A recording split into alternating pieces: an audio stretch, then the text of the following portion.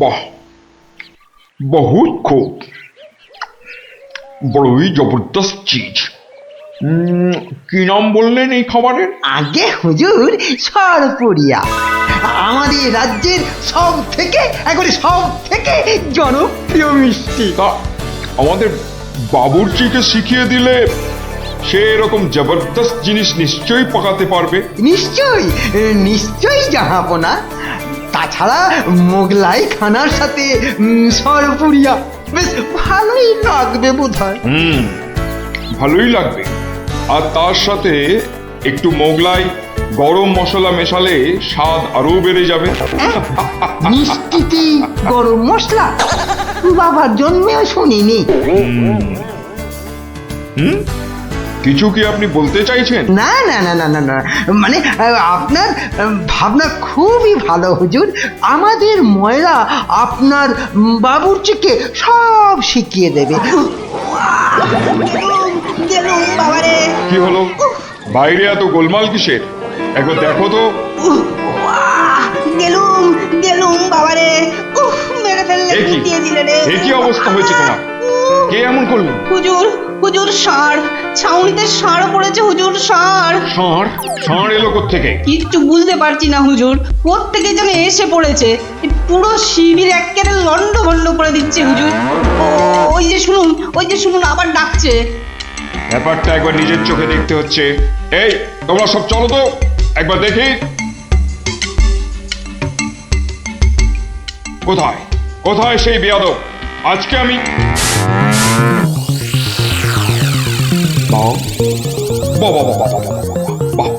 বহুত খুব, কি চমৎকার ষাঁড়, কি নধর দেহ, যেন তেল চুইয়ে পড়ছে। একবারে জবরদস্ত গোস্ত। হুজুর আমরা সবাই মিলে এখনই ওটাকে তাড়িয়ে দিচ্ছি। এই না, তাড়িও না, ইসকো পাকড়ো। পাকড়ো মানে? কি সুন্দর শরীর, চমৎকার মাংস হবে। বেটাকে ভালো করে ধর, আর শুনে রাখ, কাল এই ষাঁড়টাকেই জবাই করে আমার খানা পাকানো হবে। এই মাটি করেছে, এই যে মহারাজ কৃষ্ণচন্দ্রের পিতৃশ্রাদ্ধের বিশোৎসর্গ সার এবার নবাবের কবলে পড়েছে। ওর আর রক্ষে নেই। যাই তাড়াতাড়ি রাজসভায় যেতে হবে। খবরটা শুনলে মহারাজ নির্ঘাত মূর্ছা যাবেন। জাহাপনা, এবার আমাকে বিদায় দিন। রাজসভায় যেতে হবে, অনেক কাজ পড়ে আছে। হ্যাঁ, এবার আপনি আসুন। আর আগামীকাল আমি এখানে একটা বিরাট ভোজসভার আয়োজন করছি। কাল তাই আপনাদের মহারাজকে এখানে আসতে বলবেন। রাজাকে কাল আমি আদা দিয়ে ষাঁড়ের কোরমা খাওয়াবো, বুঝলেন? ঠিক আছে, সেলাম হুজুর। আদাব। আদাব আদাব। হ্যাঁ, আদা দিয়ে কোরমা হবে কাল।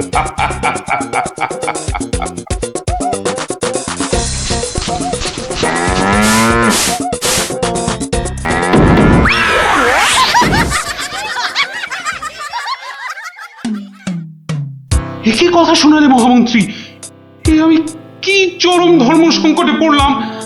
আমার পিতার শ্রাদ্ধে উৎসর্গ করে ষাঁড়টাকে ধর্মের নামে ছেড়ে দিয়েছিলাম। বৃষোৎসর্গের বৃষ মারা পড়লে যে আমার পিতৃপুরুষ নরকে যাবে। কিন্তু নবাবের হাত থেকে ওকে উদ্ধার করার উপায়ই বা কি?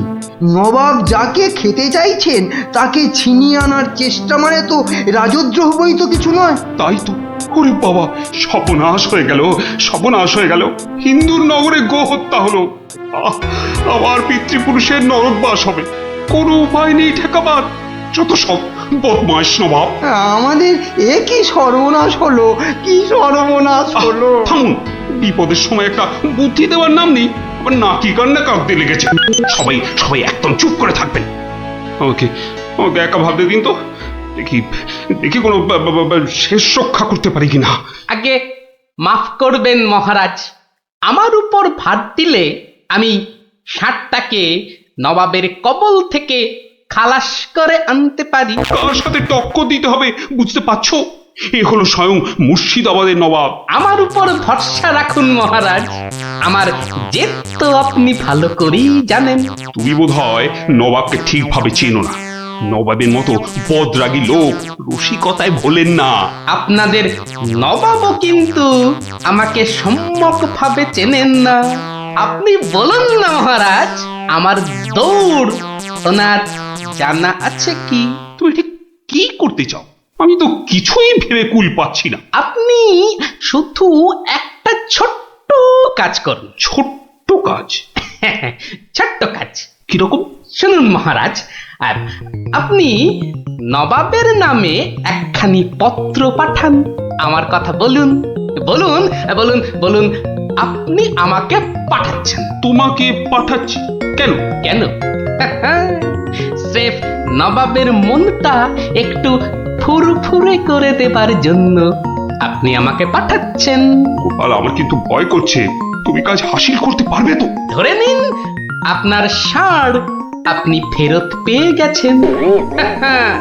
দেখুন এবার আপনার গোপালের খেল দেখুন। বেশ, তোমার কথা মতোই কাজ হবে।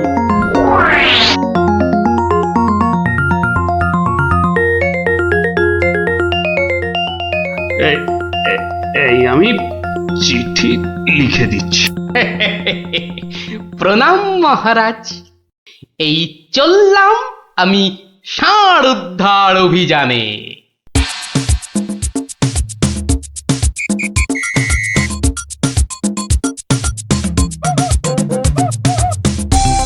সেলাম হুজুর, আপনার চরণে এই দাসের শত কোটি সেলাম। আরে এ কে উজির? জাহাপানা, এ হলো গোপাল ভাঁড়, মহারাজ কৃষ্ণচন্দ্রের সভার একজন রসিক লোক।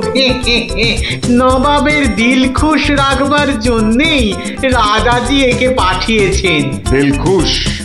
হ্যাঁ, বেশ বেশ। গোপাল, তোমার নাম আমি শুনেছি বটে। ঠিক আছে, তুমি আমার দিল খুশ করে দাও।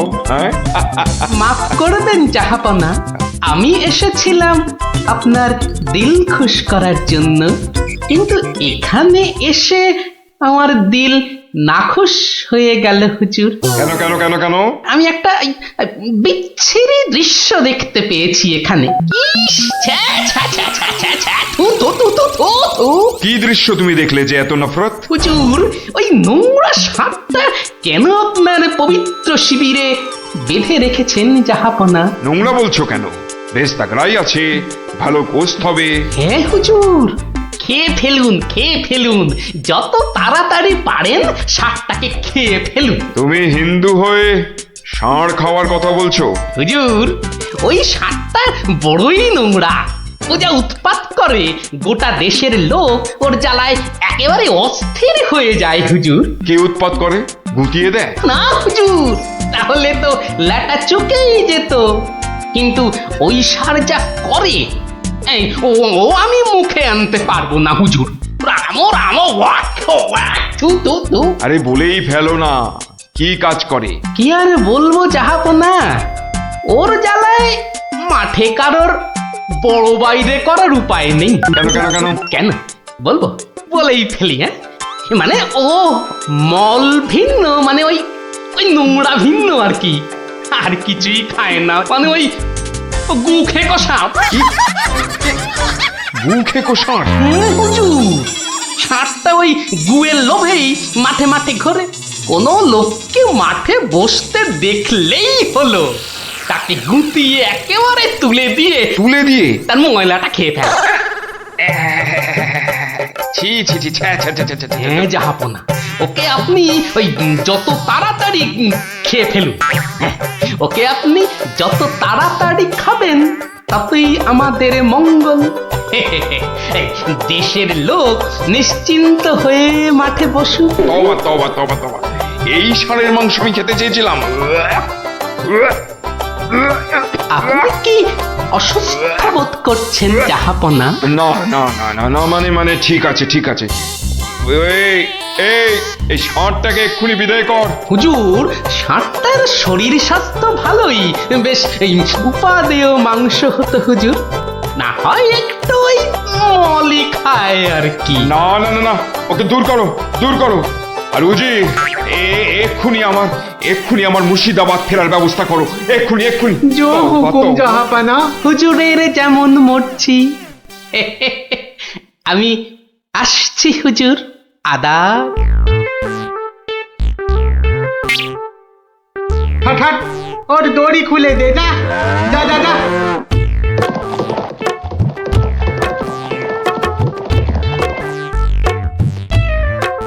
ধন্য ধন্য তুমি গোপাল, চমৎকার চমৎকার তুই। ভাবা যায় না, তুই আজ আমাকে ধর্ম সংকট থেকে বাঁচালে।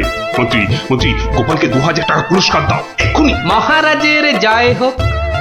ব্যাস, নবাব ষাটটাকে ছেড়ে দিয়ে মুর্শিদাবাদ পালালেন, আর আমাদেরও ঘাম দিয়ে জ্বর ছাড়লো। তোরা সব খুশি তো? হ্যাঁ, এবার তাহলে আমি রাজসভায় যাই। কাল কিন্তু আর একটা গল্প বলতে হবে। আচ্ছা বাবা, আচ্ছা, বলবো বলবো।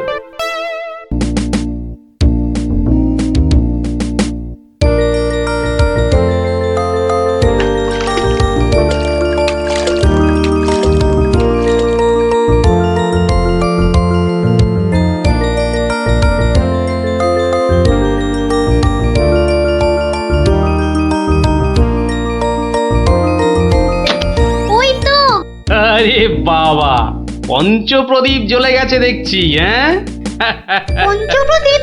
পঞ্চপ্রদীপ বলতে? আরে বাবা, 5 প্রদীপের তোরাই তো 5 সলতে রে। হ্যাঁ, কি ব্যাপার রে গুলটে, দুপুরের খেটনটা তো জম্পেশ হয়েছে দেখছি। তা কি দিয়ে ভাত খেলি? আজ ইলিশ মাছ হয়েছিল দাদু। ইলিশ? বলিস কি রে? গোপাল দাদু, ইলিশ মাছের একটা গল্প বলো না। হ্যাঁ দাদু, একটা ইলিশ মাছের গল্প শোনাও। ঠিক আছে ঠিক আছে, আজ বরং ওই ইলিশেরই একটা ঘটনা শোনাই তোদের, বুঝলি? শোন তবে। একদিন মহারাজ কৃষ্ণচন্দ্রের মহামন্ত্রী বাজার থেকে এক জোড়া ইলিশ কিনে ফিরছেন, বুঝলি? এমন সময়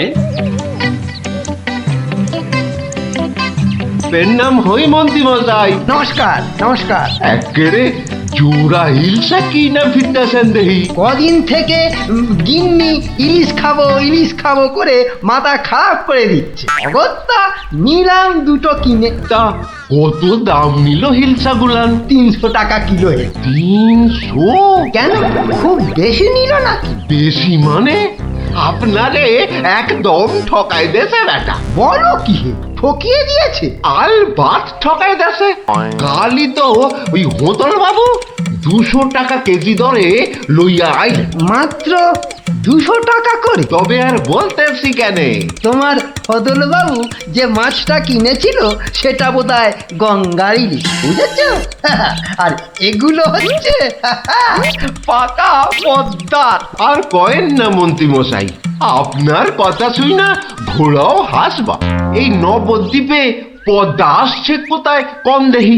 সে পদ্মা হলো গে আমাগো দেশে, মানে বাংলাদেশে। বেটা গোমুখদের কি করে বোঝাই? হ্যাঁ, ঠিক আছে বাবু, ঠিক আছে। আমার পয়সা আমি ঠকেছি, ব্যাস। তোমাদের কি? হ্যাঁ, আমি চলি।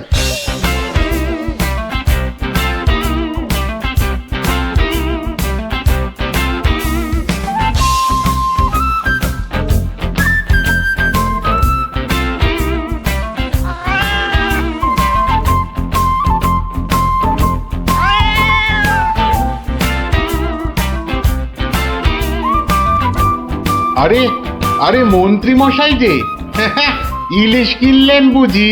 না কিনলে বিনি পয়সায় দেবেটাকে শুনি। সে কথা আমি বলছি নে, মানে জানতে চাচ্ছি কত করে নিল। দাম শুনে তোমার কাজ কি বাপু? তুমি তো আর দামটা দিয়ে দেবে না। তবু শুনিন একবার। আগের বেটা দাম নিয়ে বড্ড ভ্যান তাড়া করছিল, একে বরং একটু চমকে দিই। মাত্র 150 টাকা কিলো। 150? সত্যি 150 করে? তবে আর বলছি কি হে, সস্তায় হয়েছে, কি বলো? খুবই সস্তায় পেয়ে গেছেন। অনেক দিন ওই মাছটার স্বাদ পাইনি। আপনি যদি কর্তা মারে বলে না না বেশি নয়, এই 2-1 পিস যদি পাঠিয়ে দেন। এই বেটা দেখছি এক কাটি বাড়া, কিছু বললে নাকি? হ্যাঁ না না, বলছিলাম কি কর্তা মারে বলে যদি। বলবো বলবো, কথা মারে নিশ্চয়ই বলবো, নিশ্চয়ই বলবো। ধন্যবাদ। এ তো দেখি ইলিশ কিনে মহা ঝামেলা হলো। সকলেই দাম জানতে চায়। আরে বাবা, বাজারে গিয়ে দাম করলেই তো লাটা চুকে যায়। যত সব। আরে মন্ত্রী মশাই যে ইলিশ কিনে ফিরছেন বুঝি? আরো একজন হাতে ইলিশ দেখেও জিজ্ঞাসা করা চাই, ইলিশ কিনে ফিরছেন বুঝি? দেখতেই তো বাচ্চা বাবু, এগুলো ইলিশ, রুই কাতলা নয়। তা সস্তায় পেয়ে নিয়ে এলাম দুটো। বস্তায়?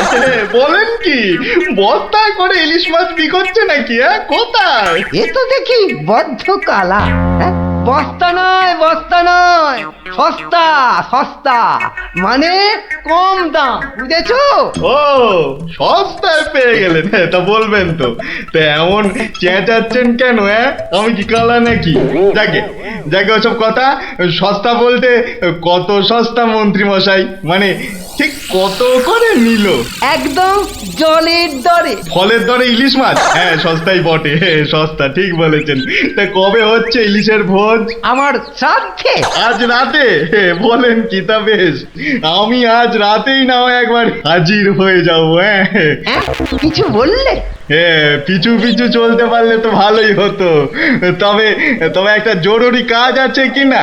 এ তো দেখছি মহা ফ্যাসাদ। পেশাদ? আগে আপনাদের পেশাদ পাওয়া তো ভাগ্যের ব্যাপার। এখন তবে যাই মন্ত্রী মশাই, কি বলেন? যাই তবে।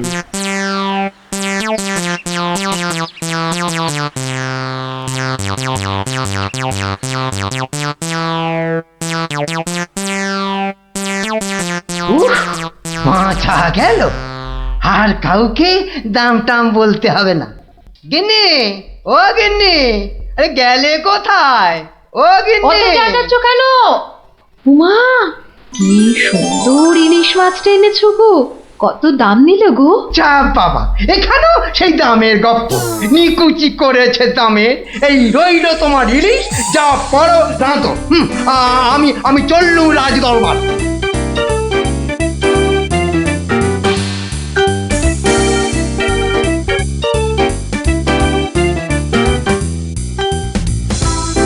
কি ব্যাপার মন্ত্রী, আজ এত দেরি হলো যে? একটু বাজারের দিকে গিয়েছিলাম।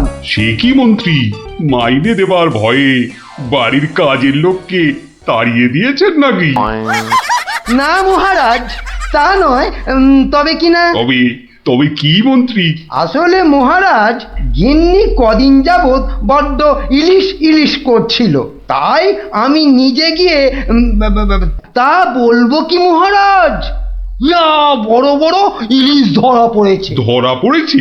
বলেন কি মন্ত্রী? ইলিশা চোর না ডাকাত যে ধরা পড়বে?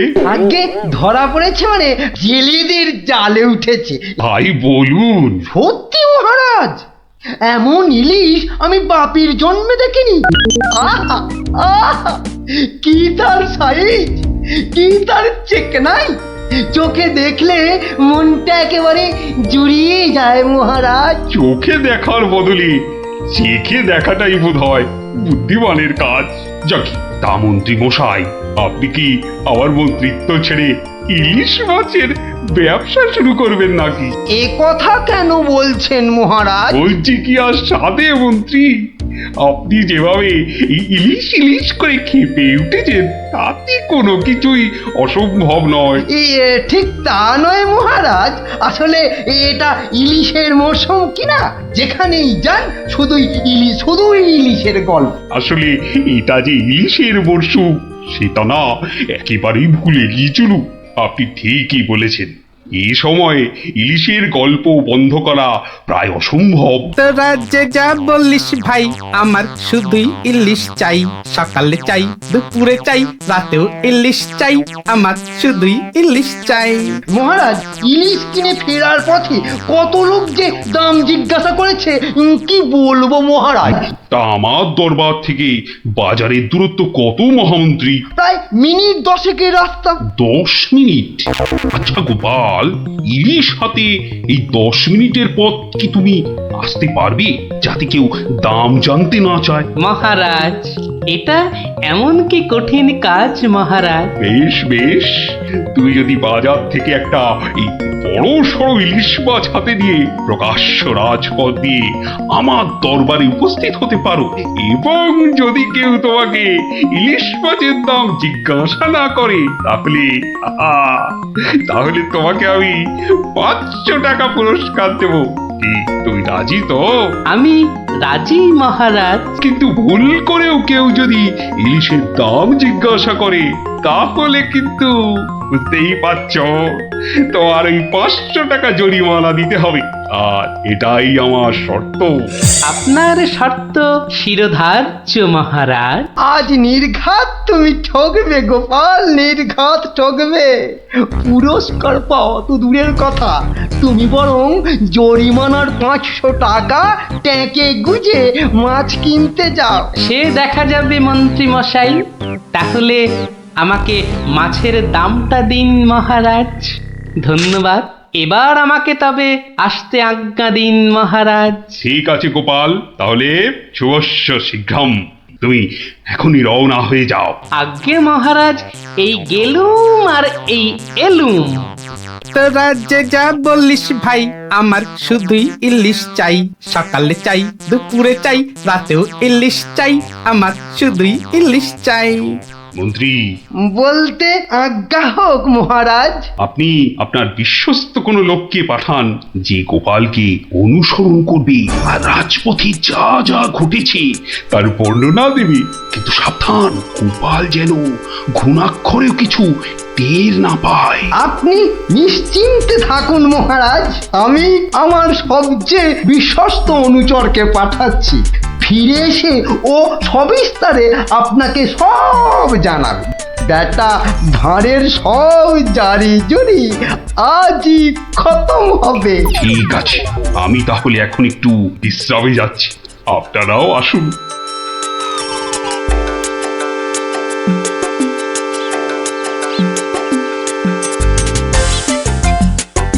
বটা আছো নাকি? ভেতরে আসতে আজ্ঞা হোক হুজুর। তার দরকার নেই, তোমাকে একটা গুরুত্বপূর্ণ কাজের দায়িত্ব দিতে এসেছি বটা। কাজটা করা চাই কিন্তু। নিশ্চয়ই নিশ্চয়ই, কি করতে হবে শুধু বলুন। শোনো, মহারাজ গোপালকে ইলিশ মাছ কিনতে পাঠিয়েছে। তুমি এক্ষুনি বাজারে চলে যাও। গোপাল মাছ নিয়ে ফেরার সময় যেভাবেই হোক মাছের দামটা জেনে নিতে হবে, বুঝেছো? কিন্তু সাবধান, আমি যে তোমাকে পাঠিয়েছি সে কথা ঘুণাক্ষরেও যেন কেউ জানতে না পারে। আপনি নিশ্চিন্তে থাকুন মন্ত্রী মশাই। ঠিক আছে ঠিক আছে, তুমি রওনা দাও, রাজসভায় দেখা হবে, কেমন? হ্যাঁ, কি গো, পাগল টাগল হয়ে গেলে নাকি? এইসব ছাই বর্ষ মাগতেছে বড়। ও গো, আমার কি হলো গো? ওনাকে বোধহয় তেনারা ভর করেছে। ও গো, কি হলো গো? রাম রাম রাম রাম রাম রাম রাম রাম রাম রাম রাম রাম রাম রাম রাম রাম রাম। ও গো, তুমি মরা কান্না থামাবে কিন্নি? থামবো কি গো? তেনারা তোমাকে ধরলেন আর আমি তেরি ছাই। আরে বাবা, ইলিশ মাছ কিনতে যাচ্ছে কিনা, তাই এসব ছাই বর্ষ মাগছো? হাতে কড়কড়ে 500 টাকা এনে দিলে বুঝবে এই সাজের কি মহিমা। যাক, এখন আমি তৈরি, এবার চলে গিন্নি। টাটা।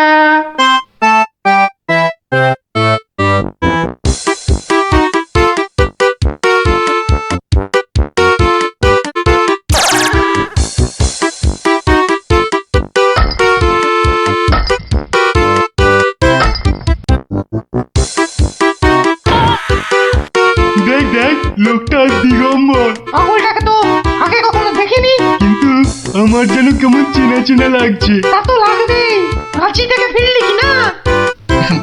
আহা আহা আহা, ইলিশ মাছ দেখছি, তা কত? ধরেছি জাহাপনা, আসল অপরাধীকে পাকড়াও করেছি। এই চুপ করে দাঁড়িয়ে থাক, আমি নিজে তোর শাস্তি দেব। ব্যাটা সত্যি সত্যি পাগল হয়ে গেল নাকি? বলা যায় না, ইটটা যদি সত্যি সত্যি ছুঁড়ে দেয়। কাজ নেই আর দাম জানায়। চাচা, আপন প্রাণ বাঁচা। ওরে বাবা!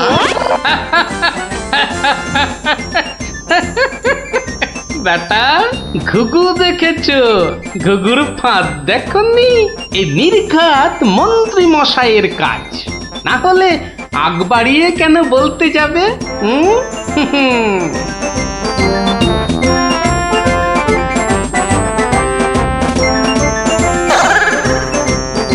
গোপাল, সে কি তোমার এই অবস্থা কেন?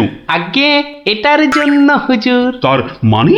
আপনার কথা মতো ইলিশ এনেছি মহারাজ, কিন্তু বিশ্বাস করুন, মাছের দাম নিয়ে কেউ কোনো প্রশ্নই করেনি মহারাজ। বটি, মন্ত্রী, আপনার অনুচরদের ডাকুন। আমি হাজির মহারাজ। তুমি দেখেছো গোপালকে ইলিশের দাম নিয়ে কেউ কিচ্ছু বলেনি? হ্যাঁ মহারাজ, দেখেছি। কিন্তু কিন্তু কি? মানে গোপাল ভাঁড় পাগল হয়ে গেছে। কি?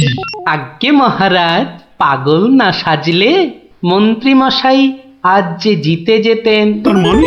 মানে আর কিছুই নয় মহারাজ, মন্ত্রী মশাইয়ের অনুচরই আমাকে দাম জিজ্ঞেস করতে যাচ্ছিল, তাই বাধ্য হয়ে। ব্যাপারটা একটু খুলে বলবে গোপাল? তবে শুনুন মহারাজ। লোকটা দিগম্বর। ইলিশ মাছ দেখছি, তা কত? আসল অপরাধীকে পাকড়াও করেছি। ব্যাটা সত্যি সত্যি পাগল হয়ে গেল নাকি? ওরে বাবা!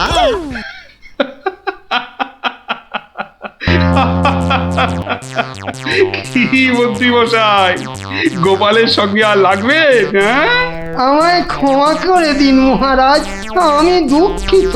না না, শুধু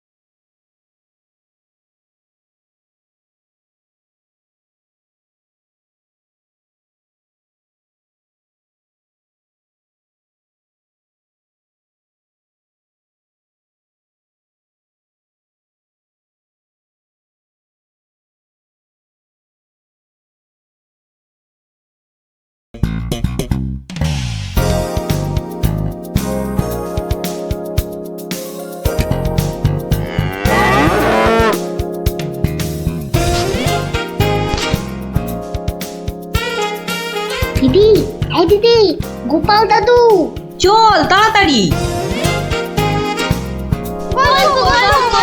দেখো কাণ্ড, তোরা কোত্থেকে এসে জুটলি রে?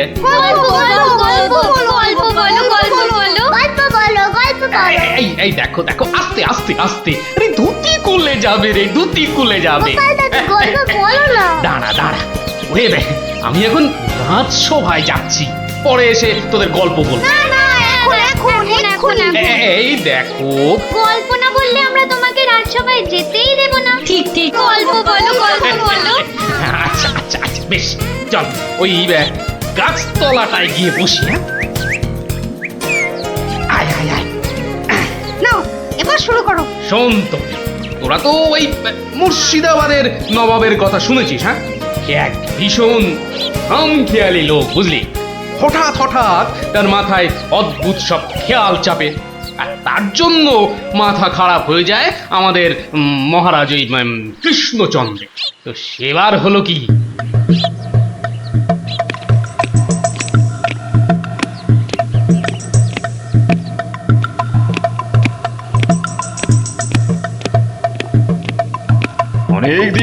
গেল এক জায়গায় একটানা বসে আছি।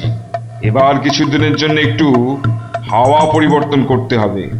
হুজির, জি আগে হুজুর, আমাকে কিছু বলবেন? মুর্শিদাবাদে অনেক দিন হলো পড়ে আছি, এবার আমি বেড়াতে বেরোবো, তার সাথে একটু শিকার করলে মন্দ হয় না। তুমি আমার যাওয়ার আয়োজন করো। আপনি কোথায় যাবার জন্য ইচ্ছা প্রকাশ করেন জাহাপানা? কাছাকাছি এমন কোথাও যেখানকার পরিবেশ চোস্ত হবে আর শিকারেরও বন্দোবস্ত করা যেতে পারে, এমন কোন জায়গা হদিশ আছে তোমার কাছে? এমন একটা জায়গা আছে বটে, আর সেটা আপনার পরিচিত জায়গা। আমার পরিচিত জায়গা? কোন সে জায়গা? কেন হুজুর, আপনি মহারাজ কৃষ্ণচন্দ্রের কথা ভুলে গেলেন? কৃষ্ণচন্দ্র? হ্যাঁ হ্যাঁ, তিনি তো আপনাকে বারবারই সেখানে যেতে বলেছেন। ওখানকার পরিবেশও অত্যন্ত ভালো, আর কাছে পিঠে বন জঙ্গলও আছে। আপনার মনোবাসনা সেখানে সহজেই পূরণ হবে হুজুর। ঠিক বলেছো হুজি, ঠিক বলেছো। তুমি এখনই কৃষ্ণচন্দ্রকে সংবাদ পাঠিয়ে দাও যে আমি ওর রাজ্যে কিছুদিনের মধ্যেই ছাউনি ফেলবো। তিনি যেন আমাকে অভ্যর্থনা করার জন্য প্রস্তুত থাকেন। যাও।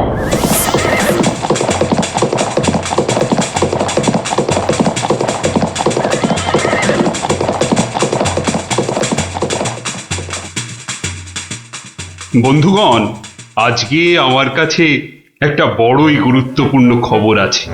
আর কয়েকদিনের মধ্যেই মুর্শিদাবাদের নবাব বায়ু পরিবর্তন করতে আমাদের রাজ্যে আসছেন। নবাব? মুর্শিদাবাদের নবাব? প্রচন্ড খেয়ালি মানুষ, কখন যে হঠাৎ করে কি চেয়ে বসবেন কিছুরই ঠিক নেই। আমাদের খুব সাবধানে ওনার যত্ন করতে হবে কিন্তু। হ্যাঁ, তাছাড়া উনি রাজসভায় আসবেন না, রাজধানীর উত্তর দিকে যে বিশাল অরণ্য আছে তার পাশে ছাউনি ফেলবেন, আর শিকারও করবেন। নবাবের আরাম বিরামের যাতে কোনো ত্রুটি না হয় সেজন্য আমরা সবাই সজাগ থাকব। আমি নিজে সব ব্যবস্থার তদারকি করব। আমোদ প্রমোদ, ভালো ভালো খাবার, সব কিছুর ব্যবস্থা রাখতে হবে। মহারাজ, খাবারের কথাই যখন উঠলো তখন একটা কথা জিজ্ঞাসা না করে পারছি না। ওহ, আবার কি কথা? বলে ফেলো, বলে ফেলো। মহারাজ, নবাব সাধারণত গোমাংসই খুবই পছন্দ করেন, কিন্তু এটা তো হিন্দু রাজ্য, এখানে গোমাংস তো পাওয়াও যাবে না। কিন্তু নবাব যদি জেদ ধরেন। খুবই গুরুত্বপূর্ণ প্রশ্ন করেছো মন্ত্রী। সেক্ষেত্রে আমাদের নবাবকে উত্তম রূপে খাসি আর মোরগের মাংস খাইয়ে মন ভরাতে হবে। এছাড়া আর উপায় কি? হ্যাঁ, আর তাতেও উপায় না হলে হাতের কাছেই তো আছে আমাদের কৃষ্ণনগরের বিখ্যাত সরপুরিয়া রাজভোগ। এর স্বাদে আর গন্ধে নবাব গোমাংসের কথা ভুলেই যাবে। ঠিক বলেছো গোপাল, নবাবের এমন খাতিরদারি করতে হবে যাতে সাপও মরে আর লাঠিও না ভাঙে। তাহলে আপনারা এবার তৈরি হয়ে নিন, আজ থেকেই কাজে লেগে পড়ুন, আর একদম সময় নষ্ট নয়।